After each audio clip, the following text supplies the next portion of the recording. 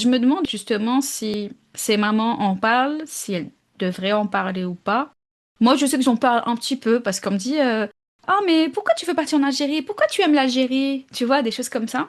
Donc, j'explique ça par rapport à mes parents, mais aussi parce que j'ai grandi là-bas. Enfin, je leur explique un petit peu à ma manière.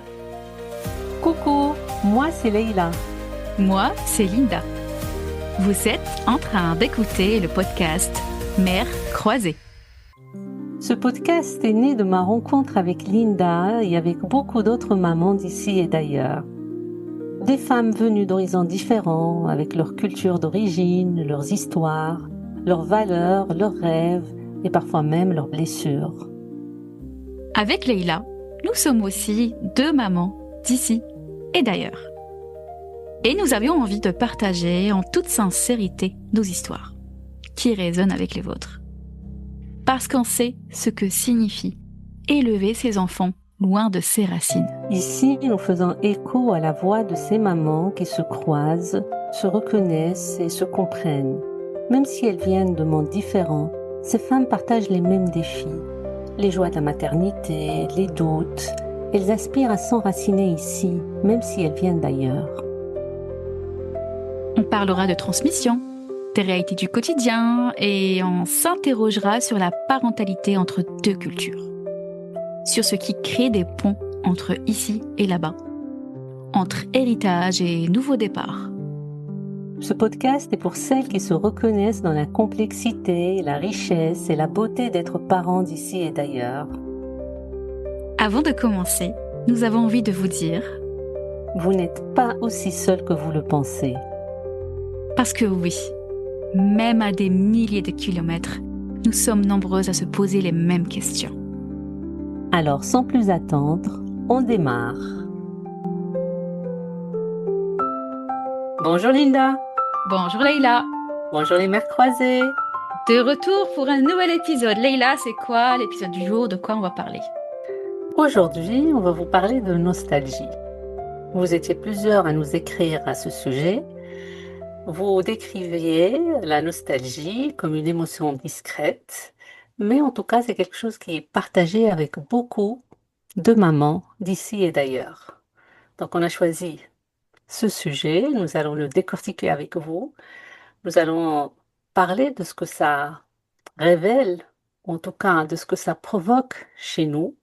Souvent, on a toujours l'image de ces femmes qui cachent, en tout cas qui essayent de cacher une tristesse sourde liée un petit peu ben, au pays d'origine, aux souvenirs d'enfance, à tout ce qu'on rate en étant ici. Mhm. Euh, c'est pas toujours facile à exprimer. Donc, mais elle est là. Même si on l'exprime pas, on l'entend. Elle vit comme un écho, comme ça, un écho permanent. Et ça fait souffrir. Ça fait souffrir beaucoup de femmes qui essaient de la taire, mais quelquefois, elle échappe au contrôle. Donc, Hmm. Euh, Tu voulais dire encore quelque chose, Leïla? non, non, mais Oui, vas-y, je oui. t'en prie. Ben, en fait, oui, c'est ça. C'est que au-delà des messages, c'est vrai que même quand on voit des copines qui sont d'ici et là-bas, on va dire maintenant, bah, c'est un sujet qui revient de temps en temps. Quand on parle notamment, tiens, il y a eu une fête, on a raté une fête. On parle du fait que, tiens, les fêtes ici, ça n'a rien à voir quand c'est des fêtes plutôt, on va dire, soit religieuses, des choses comme ça, ou des fêtes qui sont vraiment ancrées dans nos pays d'origine et qui ne sont pas forcément visibles ici, en fait. Et on sent cette nostalgie aussi dans ces moments, mais peut-être aussi au-delà, dans d'autres moments, des petits moments qui ne sont pas des moments de fête. Et oui, ça peut arriver. Et je dirais que cette nostalgie est aussi vécue différemment selon les mamans en termes de degrés, tu vois. Il y en a qui le vivent intensément ou c'est même une douleur. Et il y en a pour qui, bon, elles vivent leur vie de tous les jours tranquillement, mais il y a des petits rappels comme ça de temps en temps qui viennent. Oui, moi, ce qui me vient à l'esprit, c'est que souvent, la nostalgie est liée au sentiment de solitude. Mhm. Lorsqu'on se sent seul, on se dit finalement, j'ai laissé les miens derrière moi, ou j'ai laissé les gens qui se, qui s'inquiétaient pour moi, ou qui pensaient à moi. En fait, je lis toujours, en tout cas, c'est comme ça que je l'entends, je lis toujours la nostalgie à la solitude, au sentiment de se sentir seul.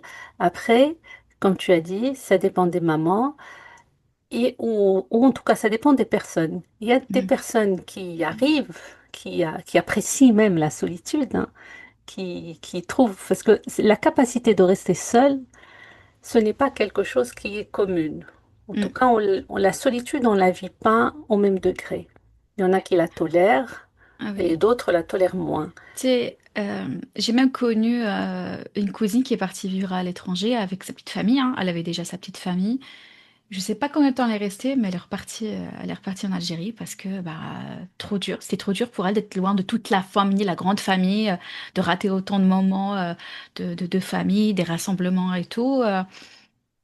Bon, après, je pense après bien 10 15 ans plus tard, ils sont repartis une fois que ses enfants ont grandi, qu'elle voulait que ses enfants aillent à l'université en Europe. Ils sont repartis, mais je suis sûre qu'elle fait plein d'allers-retours pour le coup. Mais il y a des personnes qui en arrivent à ne pas rester dans le pays d'accueil, tu vois. Euh, et puis ça me rappelle aussi récemment, hein, j'appelle maman et puis elle me dit, regarde où je suis. En fait, elle était à la campagne, à la maison de sa maman, hein, qui est décédée, Allah yarhamha. Et avait mes tantes, cousines, elles étaient plusieurs, tu vois, dans la même cour Mm. de l'ancienne maison où j'allais en vacances quand j'étais petite, ou quand il y avait plein de monde, des tantes, des cousins, cousines, tu vois.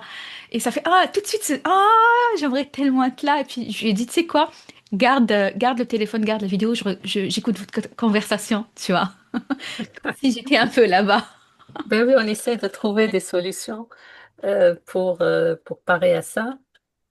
Mm, Après, comme je disais, c'est une sensation, c'est un sentiment. Et bon, il est un peu amplifié tout de même chez les mamans qui vivent à l'étranger, chez les femmes qui ont quitté leur pays. Mais ça ne veut pas dire que celles qui sont restées ne ressentent pas cette nostalgie, mm, la nostalgie du passé, la nostalgie du temps. Enfin, c'est un sentiment quand même qui est commun à tous. Il est amplifié lorsqu'on part à l'étranger, lorsqu'on part vivre loin mhm. de notre terre d'origine. Mais encore une fois, on peut être nostalgique de D'une notre période, enfance, oui. d'une période de la vie. Quelquefois, bon, les mamans s'arrêtent, par exemple, de travailler, arrêtent leur vie professionnelle. On parle de mamans qui changent de pays, par exemple. Donc, le changement, c'est toujours lié Mhm, au changement et c'est lié au changement et c'est lié aux capacités d'adaptation. Je disais tout à l'heure, tout le monde ne vit pas la solitude de la même manière. Il y en a qui sont plus à l'aise ou en tout cas qui supportent mhm. plus la solitude que d'autres. Et je rajouterais à ça, tout le monde n'a pas la même capacité d'adaptation. Et c'est quelque chose qui s'acquiert avec le temps. Donc, tu m'as parlé de ta cousine qui est revenue. Peut-être qu'elle n'était pas prête à ce moment-là ou qu'elle n'avait pas Mhm. eu assez d'expérience, d'attachement, détachement C'est et ça. d'adaptation. Donc, plus tu as été confronté à t'adapter ou à des situations qui ont demandé un effort d'adaptation plus souvent, plus ça fait que tu t'adaptes beaucoup plus facilement plus tard. Donc, il y a beaucoup d'éléments, on va dire. Mais la nostalgie, le sentiment de nostalgie, il est commun à tous et c'est humain. C'est vrai que finalement, je me dis, si j'étais pas en France et que j'étais restée en Algérie, même si je m'étais, genre, mariée en Algérie, dans une autre ville, voire une autre région, Mhm, forcément, j'ai la nostalgie de ma vie d'avant, de ma vie de célibataire, quand je voyais mes tantes, quand on était nombreuses, quand mes tantes étaient célibataires, que je voyais mes mhm, tatas, tu vois ce que je veux dire? Donc, je pense que mhm. oui, la nostalgie, elle doit être là, même si on part pas vivre loin, finalement. Mm. C'est ça, c'est le temps. Il est lié au temps qui passe. Et puis, elle est liée aussi à notre inscription dans l'ici et maintenant. Tu vois, cette phrase qui devient très commune. Enfin, ces derniers temps, on parle beaucoup de l'ici et maintenant. Et c'est vraiment lié à ça, à comment on vit l'instant présent. L'opposé de la nostalgie, ça serait quoi pour toi, par exemple, Linda? Bah, du coup, le présent, le moment présent, Ben, je redis ça l'opposé, comme ça. ouais, l'opposé de la nostalgie, moi je dirais c'est plutôt l'anxiété. Et je t'explique pourquoi. Pourquoi je vois les choses comme ça? Je vois, donc moi, ça, voilà, le moment présent il est au milieu. On a d'un côté la nostalgie et de l'autre côté l'anxiété du fait qu'on est plus dans le futur. Vas-y, je te Exactement. laisse Mais c'est expliquer. exactement ça. C'est Mm, exactement ça. Parce que la nostalgie, c'est vivre dans le passé, c'est s'accrocher au passé. mhm, Et ça me fait penser aux deux mots MAUX, mhm, le pluriel de mal, les deux mots psychiques les plus répandus dans le monde aujourd'hui, c'est la dépression, mélancolie et angoisse, anxiété. mm, La dépression, mélancolie, c'est lié au passé. C'est lié. La dépression, elle est liée à cette. Enfin, il y a beaucoup de raisons qui poussent à la dépression, mais en tout cas, lorsqu'on lit, quand on veut faire une lecture de la dépression, une analyse de la dépression, on voit que c'est souvent lié au passé, à mm, quelque chose qu'on a du mal à oublier, à quelque chose qui nous a marqué dans le passé, un deuil. Et le deuil n'est pas juste la mort d'une personne, mais aussi le deuil d'une situation, le deuil, la séparation, et c'est ce mal à se séparer ou à se détacher de quelque chose qui est dans le passé. Et l'autre extrême, qui est mm, l'anxiété et l'angoisse, c'est la peur du futur. Et donc, c'est les deux extrêmes. C'est pour ça que je te dis, ben, c'est vraiment mm, cette incapacité ou cette difficulté à vivre le moment présent. mm, mm. Après, je pense que justement, c'est là où on doit se demander est-ce qu'on est nostalgique de temps en temps ou si on y est tout le temps.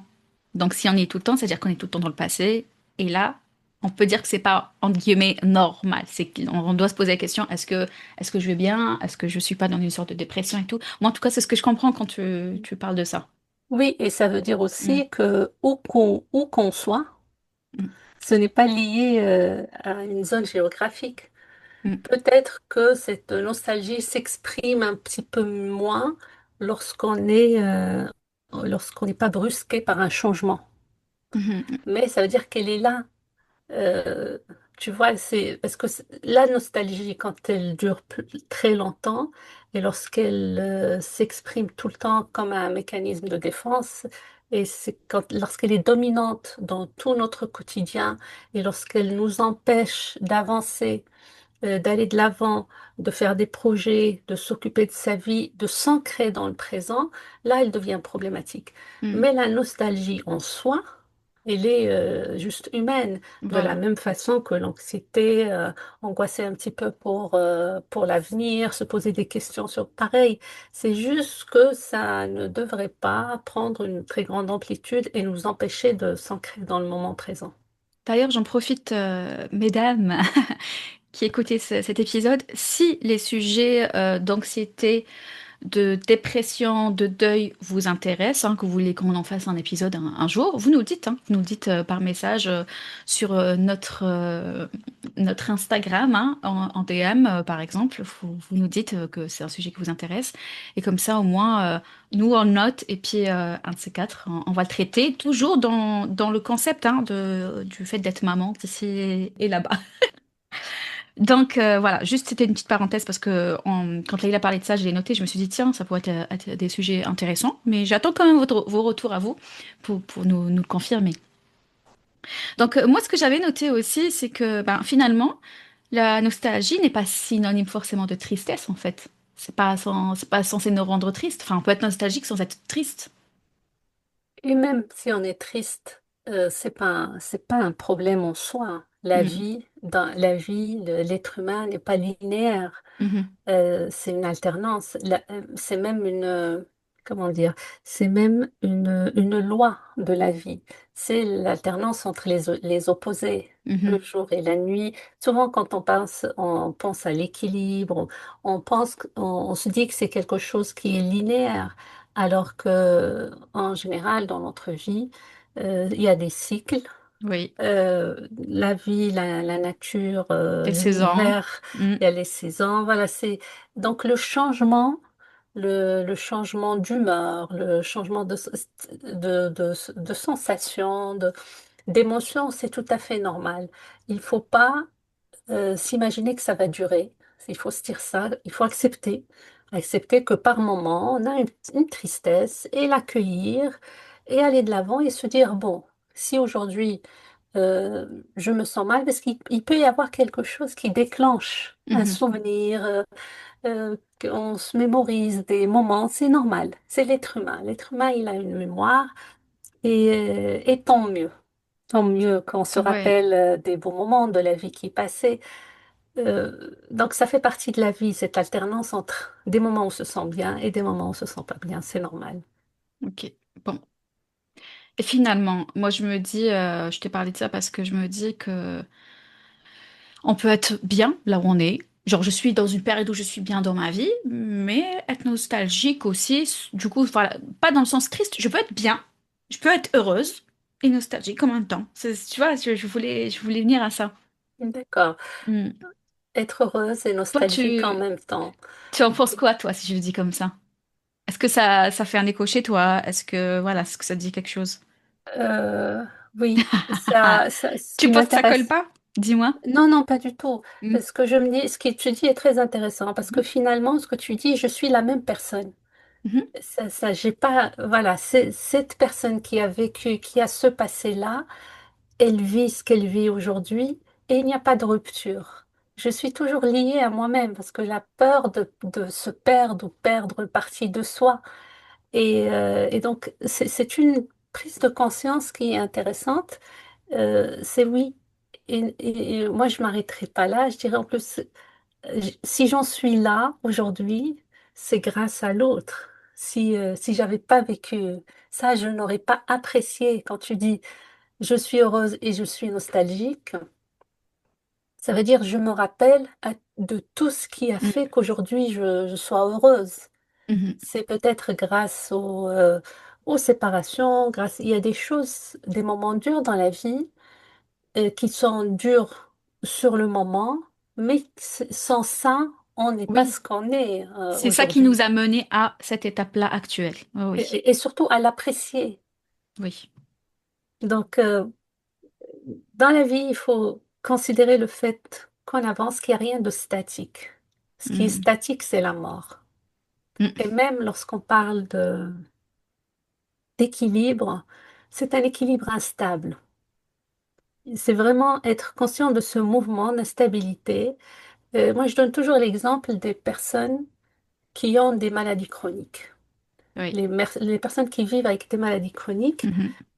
ils sont privés de Des choses simples d'acti- et oui, anodines pour les autres, mais oui, qui et puis deviennent d'activités. précieuses pour les personnes qui sont malades. Mhm. Exactement. Et quelquefois, bon, il y a beaucoup de gens qui sont en activité, qui travaillent et qui ont des maladies chroniques. Et par moments, leur corps ne les suit pas, ils n'arrivent pas à produire ce qu'ils aimeraient. Ils savent qu'ils peuvent faire, mais ils peuvent pas parce que leur corps ne suit pas. Et ce qu'ils font en général, c'est que ils acceptent. C'est tout un travail pour accepter la maladie ou pour accepter la séparation ou pour accepter le deuil, ou pour accepter tout ça. Et lorsque ça va pas, il faut juste s'arrêter parce que ça ne va pas. Il faut pas se dire que ça restera tout le temps comme ça parce que dans la vie, le changement, c'est une des règles de la vie. Les choses ne sont pas statiques. Et quand ils sont en forme, parce que souvent dans les maladies chroniques, c'est des cycles. Mhm. Lorsqu'ils sont en forme, ils apprécient le moment où ils sont en forme, ils produisent le plus, ils font tout ce qu'ils ne pouvaient pas faire lorsqu'ils étaient fatigués, dans le moment où ils sont pas bien. Oui, Et parce donc, que, comme je t'ai dit, pardon, ils se rendent compte que juste être normal, c'est mm, déjà le bonheur, c'est déjà une bénédiction, tu vois. exactement, Donc, ils en profitent pour être, au top. voilà, pour faire tout ce qu'ils ne pouvaient pas faire, Mm. pour apprécier la vie telle qu'elle est. Que, Eh bah, ben, déjà comme ça, c'est déjà très bien, en fait, tu vois. et ils commencent à apprécier ce que Mm, tu as dit tout à l'heure. Ils sont heureux. Même si ils ont la nostalgie des jours où ils étaient en forme, où ils n'étaient pas malades, mais lorsqu'ils n'étaient pas malades, ils n'appréciaient pas les moments de santé autant que lorsqu'ils sont malades. Je veux mhm. dire, tu vois, il y a comme ça dans la vie des situations qui nous font prendre conscience de l'importance qu'on donne aux choses. Oui, oui, mais Mais, ça, c'est vrai mm, que souvent on le dit, il faut le vivre pour le comprendre, pour se rendre compte que finalement, qu'on était bien, mais c'est que quand on tombe dans des situations extrêmement difficiles, alors difficiles ou plus, enfin, plus ou moins difficiles, qu'on se rend compte que finalement, bah, ça allait avant, tu vois. bah oui, Euh, ça c'est la mm, phrase qu'on dit tout le temps, c'était mieux avant. mm. Je ne sais pas si c'est C'est pas vrai. forcément vrai. Non, je Ouais, pense je ne pas, sais moi. pas si c'est vrai, Ouais. non, parce Mm, que voilà, les choses changent, ne sont pas les mêmes. Il y mm. a des choses qu'on ne peut pas comparer. C'est Mm. incomparable. Ce C'est sont ça. des registres complètement différents. Mais n'empêche que beaucoup de mamans, d'ici et d'ailleurs, souffrent de nostalgie et vivent mal la nostalgie du pays d'origine. Justement, parce qu'on parle de maman, hein, parce que finalement le sujet, il peut concerner des femmes qui n'ont pas Mhm, d'enfants, des hommes aussi, des jeunes hommes, des jeunes femmes. mhm, Mais là, vu qu'on parle justement de maman, quand je dis maman, bah, je me dis enfant, mhm, le lien avec l'enfant. Quand la maman est nostalgique et que cette nostalgie transparaît envers une tristesse ou mhm, peut-être pas, hein, mais que l'enfant ressent ou voit cette nostalgie, peut-être parce qu'elle le dit, peut-être juste parce qu'il ressent quelque chose. Je me demande justement si ces mamans en parlent, si elles devraient en parler ou pas. Moi, je sais que j'en parle un petit peu parce qu'on me dit ah, mais pourquoi tu veux partir en Algérie? Pourquoi tu aimes l'Algérie? Tu vois, des choses comme ça. Donc, j'explique ça par rapport à mes parents, mais aussi parce que j'ai grandi là-bas. Enfin, je leur explique un petit peu à ma manière le mhm, pourquoi.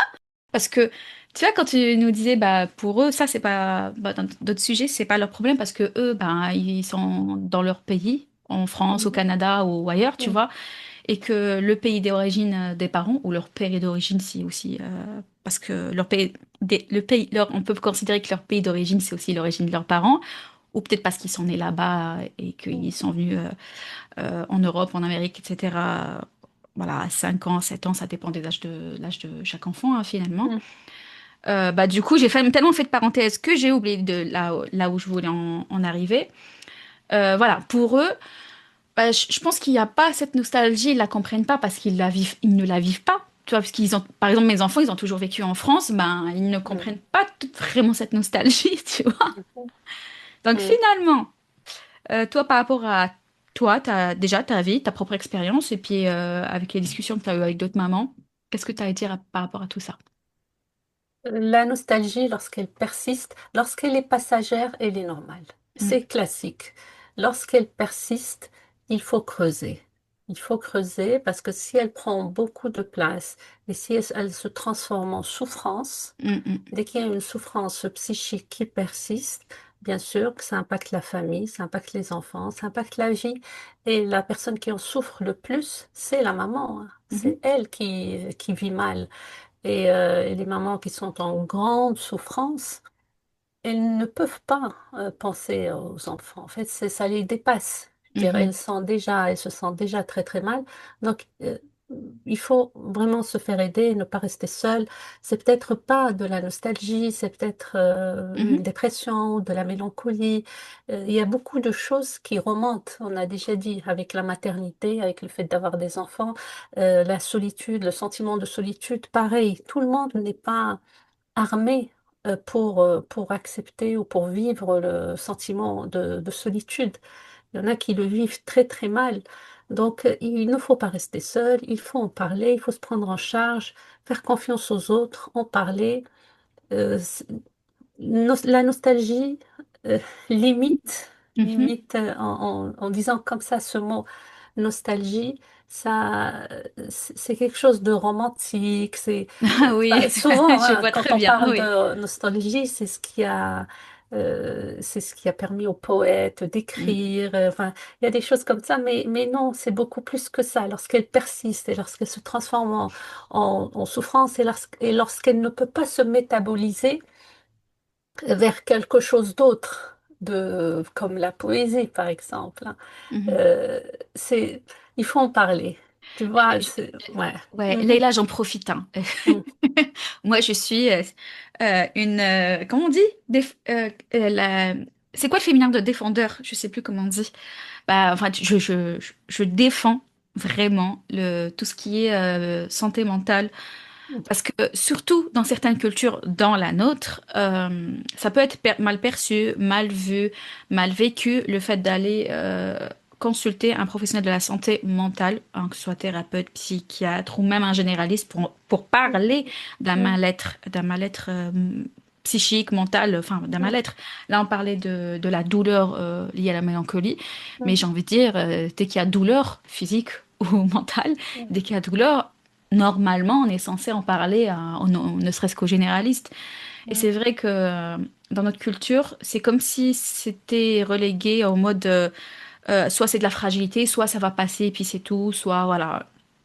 Soit on se dit vas-y vers la spiritualité, vers la prière et tout, et ça va se tasser, ça va se calmer, alors que ce n'est pas suffisant.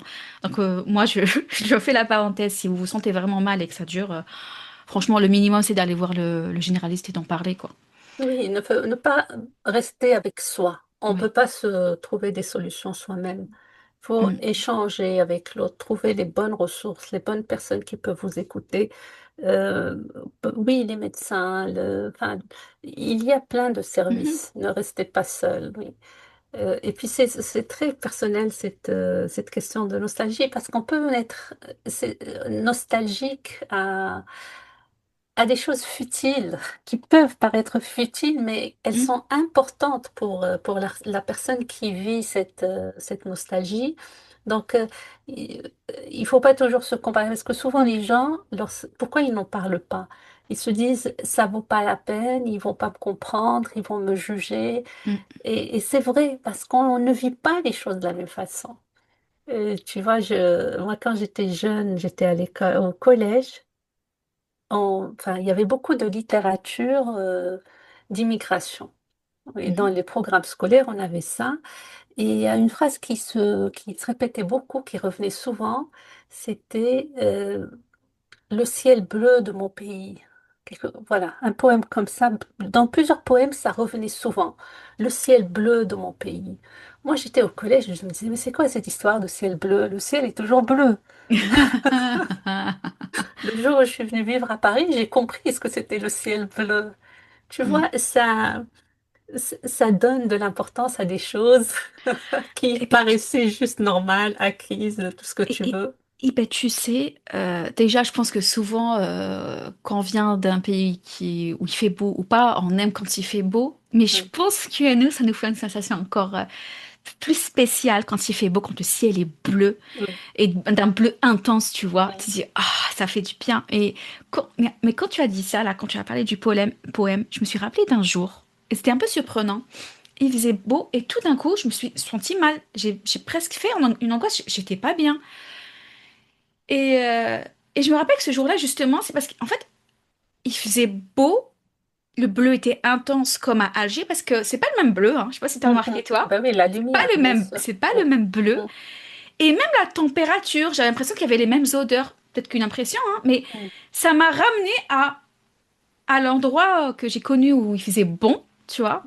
Que ben, ça arrive pas, on va le dire, hein, ça arrive pas très souvent. Mais je sais même pas comment l'exprimer. Tout de suite, je me suis pas sentie bien ce jour-là. Ça m'a fait, voilà, je me suis pas sentie bien. Et mm. et honnêtement, j'ai fait le lien avec ça ce jour-là. Je me suis dit, j'ai C'est l'impression que sûr. ça m'a rappelé Ben, tout cette ce qui sensation d'Alger, manque. d'être loin, en fait, tu vois, Voilà, c'est tout d'être ce qui à manque. l'étranger. À l'époque, c'est comme ça que je le Exactement. vivais, d'être à Mm, l'étranger, loin de ma famille, tu vois. mm. Parce que Ouais, oui, le ciel est là, et où est le reste? c'est ça. C'est un peu ça ce que Ouais, mon ouais, cerveau a je dit. pense. Ok, bon, bah oui, où sont les autres? Le reste, là. Mm. Tu as raison. Oui, Et, c'est. et puis quand je te parlais de maman, je sais plus ce que tu disais là pendant toute la discussion, et je me disais oui, en plus, quand on est maman, il y a des choses qui se réveillent, tu vois. Mhm, Il y a des émotions qui s'éveillent en nous. mhm. Et peut-être que justement, devenant maman et tout, il y a des souvenirs aussi peut-être qui remontent, consciemment, inconsciemment, j'en sais rien. Bien sûr, bien sûr. Ça, même scientifiquement, c'est prouvé que tout le processus de périnatalité, rien que le fait de tomber enceinte, ça commence depuis le désir d'enfant. C'est vraiment même avant la grossesse, le fait de penser avoir des enfants. Il y a beaucoup de choses qui remontent et qui sont liées à sa propre enfance, à son histoire familiale. Donc, il est toujours important de se rappeler qu'il s'agit de l'histoire familiale, en fait. Mhm. Quand on parle de nostalgie, de ce qu'on dit aux enfants, est-ce qu'il faut leur montrer notre tristesse? Euh, il, il faut parler de son histoire familiale, progressivement, tous les jours. Quand les enfants sont petits, ils comprendront par la suite. Mhm. Parce que si on se tait et on dit rien du tout, et on résiste, et on fait comme si on est déraciné, c'est une souffrance supplémentaire. Vraiment, c'est la transmission de l'histoire familiale. Je le Mhm. dis souvent parce que je connais vraiment l'importance de ça. C'est très important. Ça apaise. Rien que le fait de partager, de parler de son histoire familiale à ses proches, à sa famille, à ses amis, progressivement, dire ce qu'on peut dire. Parce que dans notre culture, on parle pas beaucoup de ces choses-là. Mhm. Ça rentre dans la sphère intime. Mais progressivement, prendre l'habitude d'en parler. Par la suite, ça devient facile. Mais si on n'a rien dit, est-ce que c'est quoi cette histoire de tristesse liée Ça devient à comme un la... secret alors qu'il n'y a Oui, pas de quoi en faire un secret, tu vois. exactement, c'est C'est porté hanté. comme un secret. Vas-y. C'est porté, puis c'est hanté. Ça veut dire quoi, hanter l'histoire? Ça veut dire qu'on résiste au fait de la partager, et ce qu'on résiste persiste. Mm. Eh ben tiens, j'en profite, Leïla, parce qu'on l'a raconté dans l'épisode 0, mais on n'a pas parlé depuis, hein. Euh, Si vous avez besoin d'aide, je parlais d'aide, mais Leïla pourrait vous aider, hein. C'est un peu le métier de Leïla et c'est pour ça aussi que je pense que vous l'avez remarqué, hein, euh, sans qu'on fasse complètement exprès, hein, dans le podcast, je vois de rôles qui se dessinent, mais c'est parce que Leïla aussi, elle répond aussi comme ça parce que c'est un peu son métier aussi, donc forcément on parle de nous, elle parle d'elle.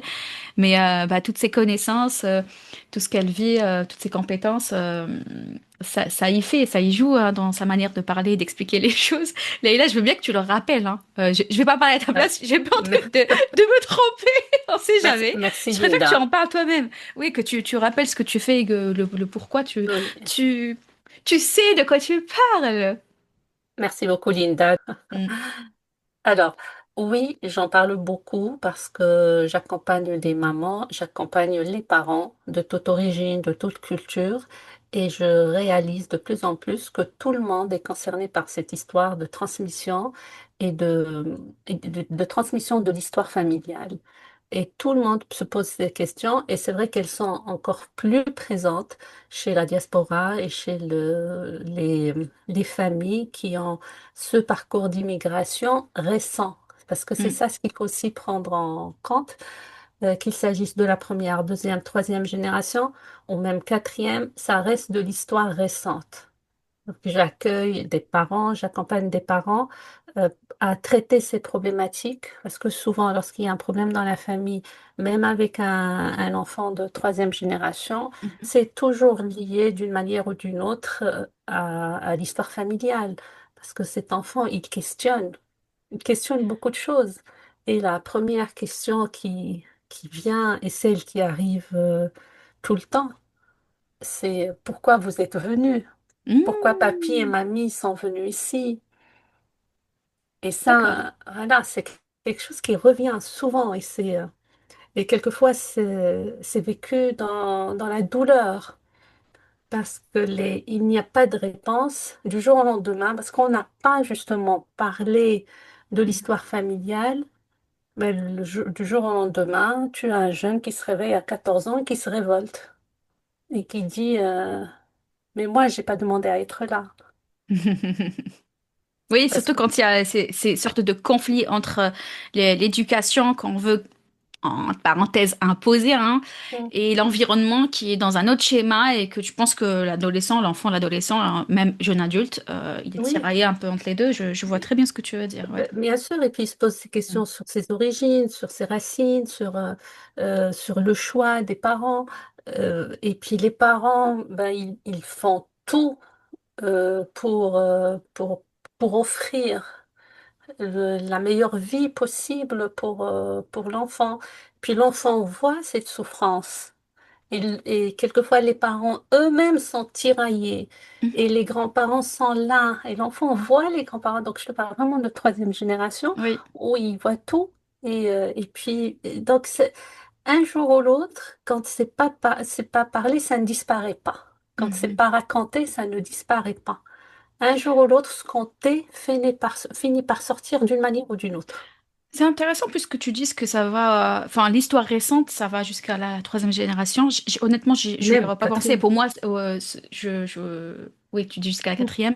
mm, J'y aurais pas pensé. Hein. Moi, je pense à moi, mes enfants, et ça s'arrête là. Mais c'est vrai que quand tu le dis, quand je pense à de la famille, par exemple, ben il y a les petits-enfants qui commencent à grandir, hein, mhm, qui sont jeunes adultes.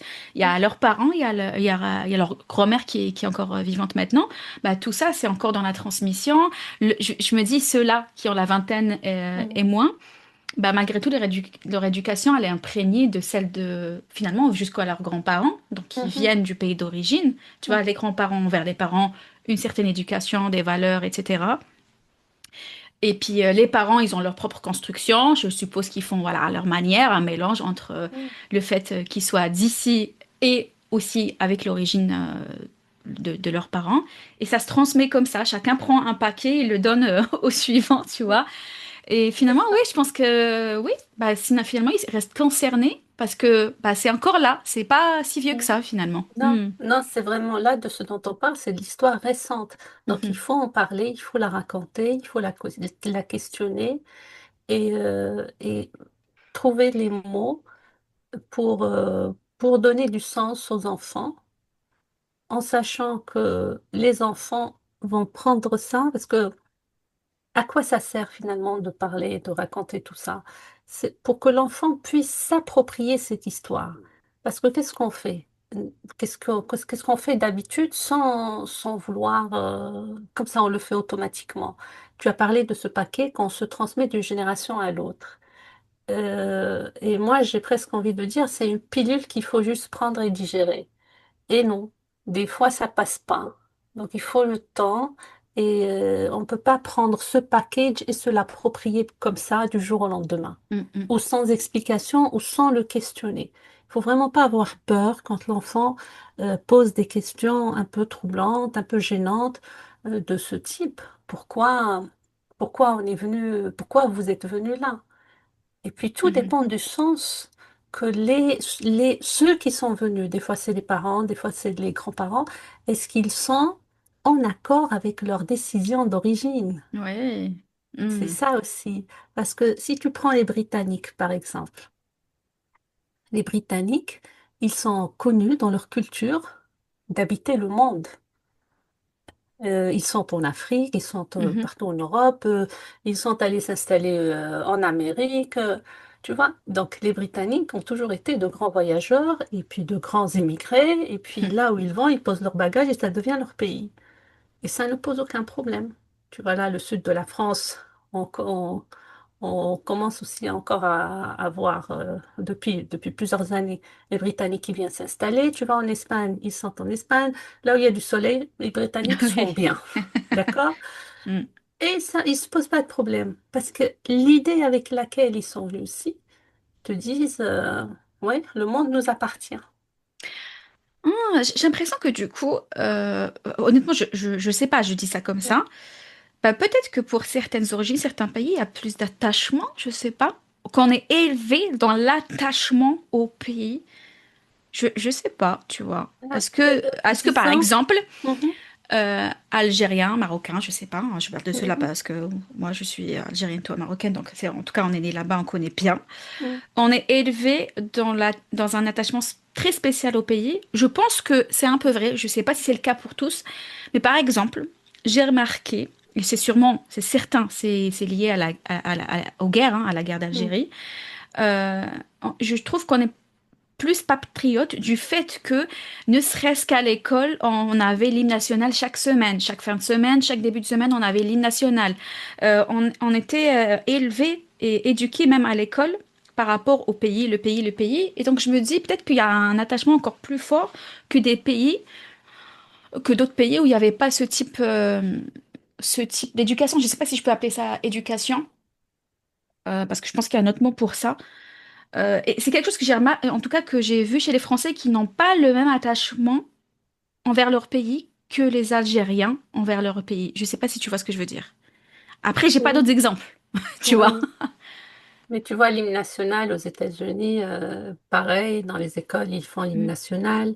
En Égypte, ils font ça. Au Maroc, ça dépend des écoles. mm, Euh, alors, est-ce que c'est un attachement? Ça dépend de l'histoire du pays. Moi, j'aime bien cet exemple de l'Angleterre, des Britanniques, parce que, voilà, dans leur histoire, il y a cette phrase qu'on dit souvent que, on le dit aussi pour la France, c'est des pays qui ont, c'était les très grands colons du mm, monde. mhm. Et pour les deux pays, on a dit, il fut un temps où le soleil ne se couchait jamais sur le royaume de France Oui. ou sur la Grande-Bretagne parce qu'ils étaient partout. Et je pense que cette histoire leur a donné ce sentiment que le monde leur appartient. Mhm. Qui peuvent partir n'importe où, ils sont Voilà. chez eux quand même. On va dire ça comme ça. Et qu'ils sont libres. Mhm, Et pour nous, bon, il y a eu de la colonisation, il y a eu toutes les souffrances, tout ce que ça a laissé. On s'est senti dans une période de notre histoire dépossédé de quelque chose qui nous appartient. On a cette histoire commune avec la mhm. France, même si on en a parlé ensemble de cette belle phrase. Alors, je suis vraiment désolée d'oublier l'intellectuel qui a dit ça, qui a dit je considère la langue française comme un butin de guerre. Mm. C'est quelque chose quand même qu'on a gagné, qui nous a permis d'apprendre beaucoup de choses et qui nous a beaucoup servi. On va dire qu'on s'en est très bien servi. En tout cas, je ferme le parenthèse pour te dire, comme cette histoire, même celle-là, cette histoire de colonisation, de souffrance, de dépossession, tout ça a été mal digéré et transmis. Et puis, il y a aussi une réalité qui m'a toujours questionnée et qui me questionne encore, Oui. qui me dérange encore. Euh, Moi, j'ai vécu un peu partout dans le monde j'aime beaucoup l'Europe du Nord. Je t'avais dit que Mhm. j'étais marquée par la culture nordique. Et tu vois, je pense que c'est au Danemark, les étudiants, les jeunes, lorsqu'ils ont leur bac, ils ont une bourse de 6 ans. Pendant 6 ans, ils ont une bourse. Eh ben. Et avec cette bourse-là, ils peuvent faire des études, ils peuvent tout de suite commencer des études supérieures, ils peuvent travailler en même temps qu'ils gagnent leur bourse et après reprendre des études plus tard, ou ils peuvent prendre une année ou deux Mhm. et aller voir le monde, et aller visiter le monde. Et la même chose pour les jeunes européens, et la même chose pour les jeunes américains. Et donc, avant de partir du Maroc, de venir vivre à l'étranger, je voyais tout le temps des jeunes venir en sac à dos, découvrir Mm. le Maroc. Et puis, enfin, ils me parlaient de tous les pays qu'ils ont vécu et qu'ils ont visités. Enfin, ils me disent, Mhm. oui, on a été à Tahiti, on a été au Brésil, on a été ceci, cela. Et donc, il n'y avait pas de visa pour eux. Ils ont Mhm. cette liberté de circulation et de visiter. Donc, ça, ce qui s'ancre, c'est ben, je suis libre d'aller où je veux et de me poser où je veux. Oui. Alors que nous, tout dépend voilà, de la culture de l'éducation, Mhm. mais majoritairement, on a ce sentiment d'être limité et de ne pas avoir le droit. Et C'est donc, vrai. et c'est quand on n'est pas les bienvenus. Si Mm. tu pars avec cette idée que de toute façon, tu sais que tu n'es pas le bienvenu, mais tu es obligé de partir parce que, soit parce qu'il n'y a pas de travail, soit parce que, donc, il y a plusieurs raisons enfin, qui sont liées à un sentiment de honte, de gêne, et c'est vécu comme un déchirement. C'est pas vécu comme, oui, ben, je suis libre et je peux vivre où je veux parce que je suis libre. Mhm. Et la liberté, le sentiment de liberté n'a rien à voir avec la nationalité ou quoi que ce soit. Et mm, quand tu vas voir la littérature, enfin, la littérature arabe ancienne, Mhm. on retrouve ce goût de la liberté, ce sens de la liberté quand tu entends Ardullahi wasi'a. Dire Mm. la terre est immense, je dirais, il y a de la place pour tout le monde partout. Tu vois, tout dépend Ouais. comment tu es structuré et quel sens tu donnes à ta présence ici, à ton choix.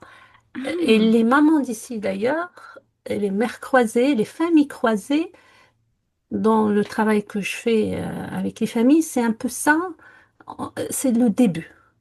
Et tu vois, je viens de me rendre compte de quelque chose. J'ajouterais l'identité, tu vois. Mm.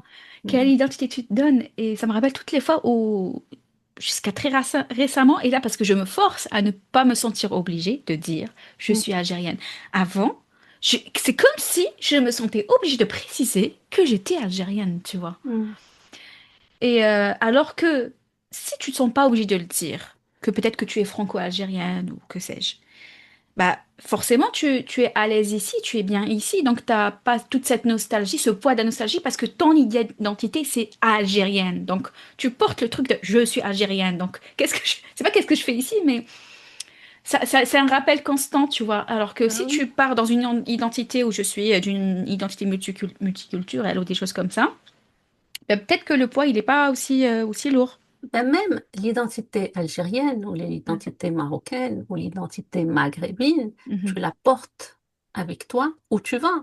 C'est-à-dire, elle est pas J'ai pas besoin de liée, préciser tout le temps. mais vraiment, mais non, mais je veux dire, c'est toi, elle Oui. t'a constitué, Mm. cette identité, elle t'a constitué, tu fais partie d'une culture, tu fais partie tu as vécu certaines traditions, c'est ça ce qui a constitué qui tu es, ta personnalité, et tu la portes. Et je risque pas Tu, de la perdre.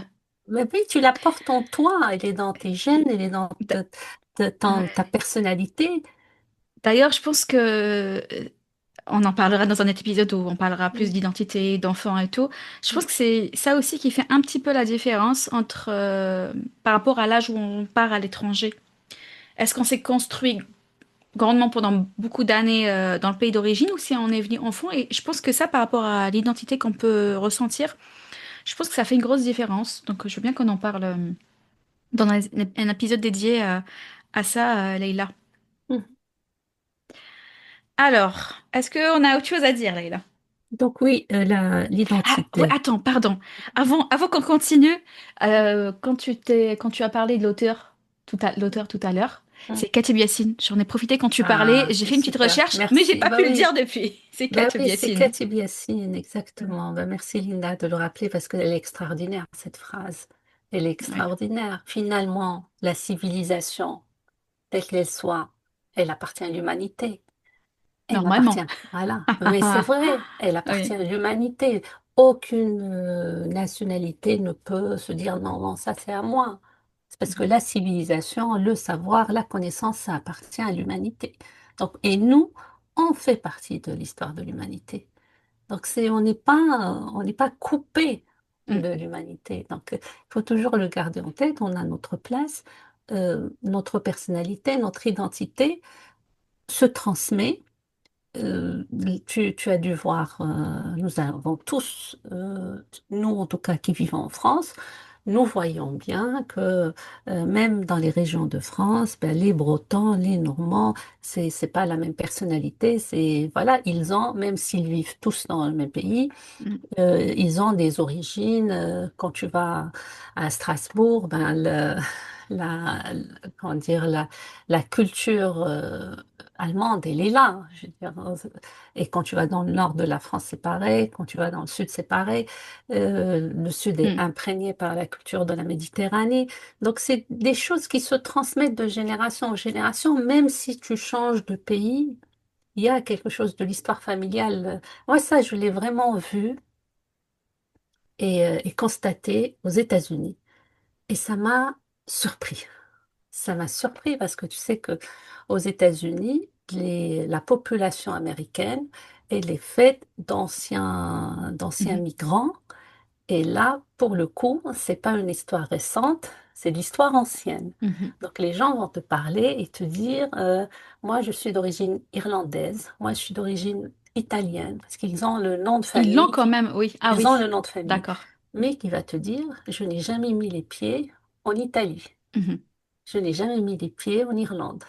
Ça veut dire qu'ils sont septième, huitième mhm, génération. Et ils te le disent. Et même une fois, j'ai rencontré quelqu'un, il m'a dit, je suis d'origine italienne, j'ai un restaurant italien. Je Oh. n'ai jamais mis les pieds en Italie. Tu te rends compte? Mm, mm. C'est Donc, resté là, quoi. ben oui, c'est son histoire. Mm. C'est l'histoire familiale. Il est américain, mais il porte un nom italien. Et peut-être dans cette famille, ben, quelqu'un va chercher les origines. Donc finalement, avant de conclure là, finalement, on peut aussi en faire une richesse plutôt qu'un fardeau, cette nostalgie. D'en parler avec les enfants, de parler de Très tôt, l'histoire. Hein. transmettre l'histoire familiale, Mm. être conscient de transmettre l'histoire familiale. Et puis, j'aimerais bien conclure en disant, ne vous inquiétez pas, rien ne se perd, tout se transforme. Donc, le bagage avec lequel vous êtes venu ici, vous allez le passer à vos enfants, et ils vont le transformer et les choses évoluent. Mhm. Donc, rien ne se perd, tout se transforme et se transmet de génération en génération. Et voilà, on est de N'ayez passage. crainte. Donc, vous n'avez pas à garder tout ça pour vous. Vous pouvez le partager avec vos amis, avec vos enfants, avec nous. On attend vos messages avec impatience. Pensez à commenter cet épisode et puis à nous raconter vos histoires là de nostalgie. Qu'est-ce qui vous fait ressentir la nostalgie? Est-ce que c'est un poids pour vous? Voilà, on est quand même curieuse de vos histoires. Et profitez du moment présent surtout. Oui, allez. Sur ce, on vous laisse. À On se dit bientôt. à très bientôt. À bientôt les mers croisés.